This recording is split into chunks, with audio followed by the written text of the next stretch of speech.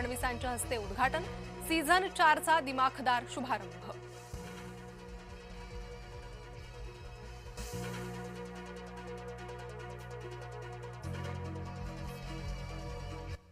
नमस्कार, मी प्रणिता बोरसे। जय महाराष्ट्र मध्ये आपलं स्वागत। आणि बुलेटिनच्या सुरुवातीला महत्त्वाची बातमी आहे मालेगावातून।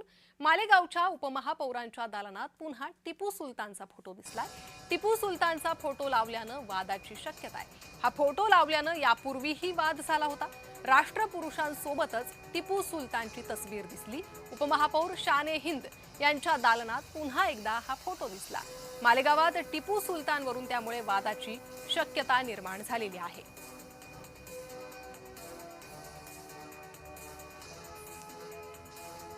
तर याच संदर्भात प्रतिक्रिया जाणून घेण्यासाठी आपल्यासोबत भाजपचे मुख्य प्रवक्ता नवनाथ बन जोडले गेले आहे। नवनाथ बनजी, या आधी आपण पाहिलं तर मालेगावात उपमहापौरांच्या दालनात हा फोटो दिसला, त्यानंतर वाद निर्माण झाला आणि आता पुन्हा एकदा हा फोटो लागलाय।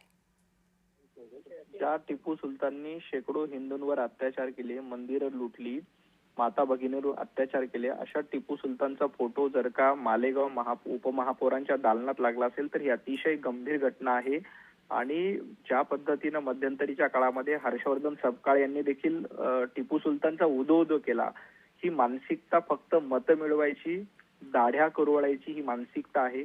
परंतु या देशातली, महाराष्ट्रातली लोक बघतायत की कशा पद्धतीनं लांगुल चालन केलं जात आहे।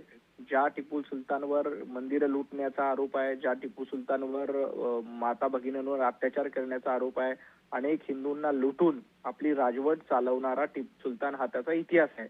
आणि अशा टिपू सुलतानचा उदो करण्याची मानसिकता लक्षात येते। खरं तर हा महाराष्ट्र छत्रपती शिवाजी महाराजांचा महाराष्ट्र आहे, जिथं औरंगजेबाला गाडलं गेलं, त्यामुळं इथं छत्रपती शिवाजी महाराजांचा जय जयकार झाला पाहिजे। अशा टिपू सुलतानचा जय जयकार होता कामा नये, त्याचा फोटो महापालिकेमध्ये लागता कामा नये। त्यांनी जर काढला नाही तर निश्चितपणे हिंदुत्ववादी कार्यकर्ते आणि सरकार देखील या प्रकरणात योग्य ती कारवाई करेल।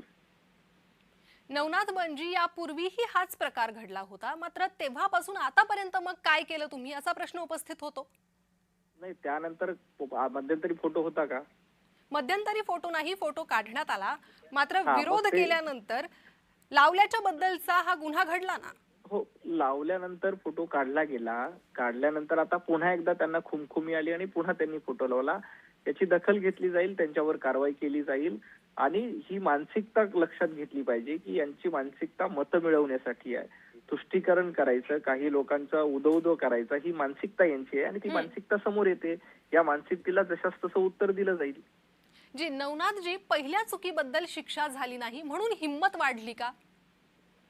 नाही, हिम्मत वाढण्यापेक्षाही काही लोकांनी, आता मध्यंतरी काँग्रेसचे प्रदेशाध्यक्ष हर्षवर्धन सपकाळ यांनी या टिपू सुलतानचा उदो केला होता। हे मतांसाठी सगळं चालू आहे, यांना बाकी काही नाही। हिंदूंना डिवचायचं, हिंदूंच्या श्रद्धांवर आघात घालायचे।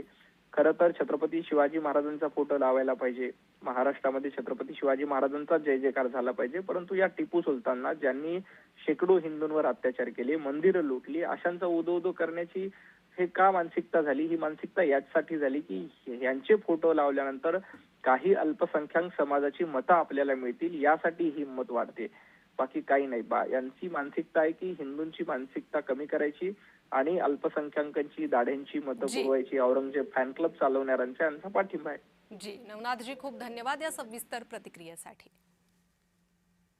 मालेगावच्या उपमहापौरांच्या दालनात टिपू सुलतानचा फोटो पुन्हा एकदा दिसलेला आहे। तर राष्ट्रपुरुषांच्या सोबतच टिपू सुलतानचा फोटो लागल्यानं वादाची शक्यता आहे। यापूर्वीही वाद झाला होता, मात्र त्यानंतर पुन्हा एकदा हा फोटो लावण्याची हिम्मत झाली आहे।